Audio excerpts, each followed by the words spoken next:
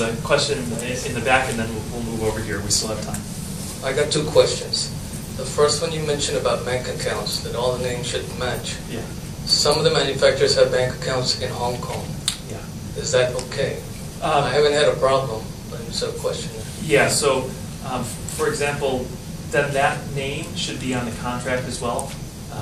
So you're paying to, often a factory has a trading company. Sometimes they own the trading company, sometimes it's their cousin. Sets up a Hong Kong trading company because for tax reasons. There are a lot of advantages for the factory in China to invoice you out of Hong Kong. So, but the invoice is out of China, and we're sending money to a Hong Kong bank. That's dangerous. So you would want to put on the contract that money transferred to this account equates to money going to the factory. I had this happen one time. So the relationship broke down between the buyer and the seller, and money was sent to Hong Kong bank account. It was a private bank account, which was the CFO's personal account in Hong Kong. The factory's over here. Contract to the factory, money to the CFO. Things go wrong, there's some bad blood. So the factory says, sue us. We never received your money. Yes, we have a contract. And then you go to take that Hong Kong company to court. That person, A, they're not in Hong Kong because they just set up the office there and they're in mainland. And where's the purchase order? You know, oh, somebody just sent us money out of thin air. You know, we didn't know this was for an order. It was nice to receive a Christmas gift. So if things go wrong, maybe you can take people to court, and after years of fighting, you might be able to actually prove that, okay, they were in collusion together, but you want it to be quick and easy, so put it in the contract. Yeah, we don't want to do any of that. That's why we've come here. Right? Hopefully it'll save you some headaches. Question number 2, yes. Purchase order. Now, what are the things we should include so we can cover all our bases? Yeah, so you know, there's all the standard stuff that you would have in your purchase order back home. Delivery date, pricing points, but the things that are special for China are non-conformance issues. What happens if the product does not meet the agreed standard? Who pays for the rework? Are there extra pieces going to be shipped? What happens if the lead time is missed? Who owns the tool and die, the molds that I talked about? So those are 3 areas that are very specific to China if you're going factory direct.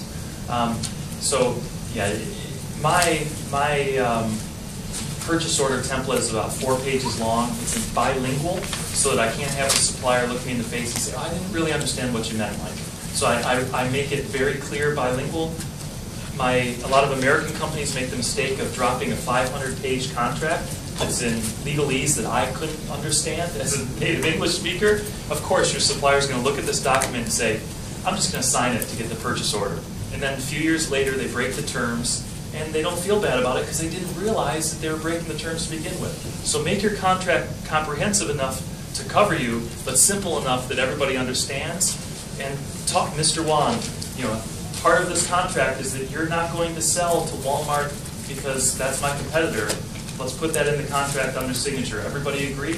Another tip is those key parts, have them agree in front of a room of the supplier's peers.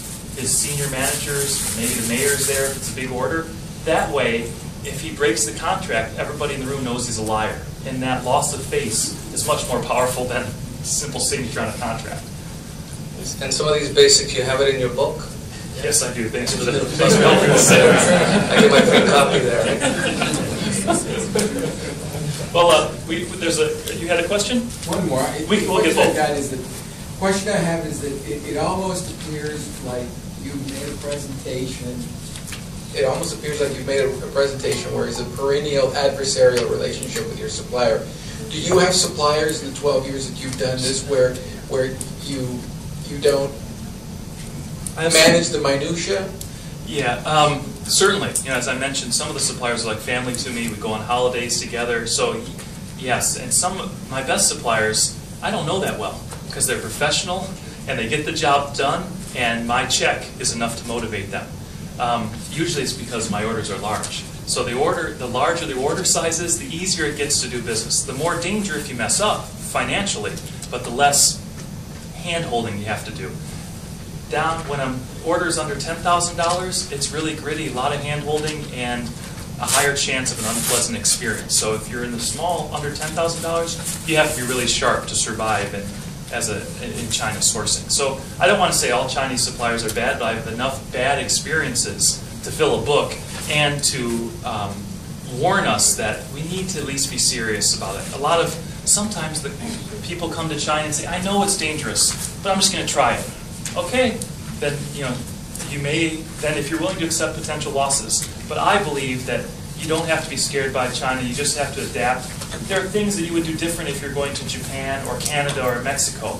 You have to adapt. And so just because China is so different is not an excuse for being insulated and not changing our ways. So there's plenty of people, as we were talking about before, you go to Shenzhen or Shanghai, you walk the streets, there's foreigners everywhere that are making a living well every day buying and selling. So I'm not here to say it can't be done. It certainly can be done, but there are some pitfalls to watch out for.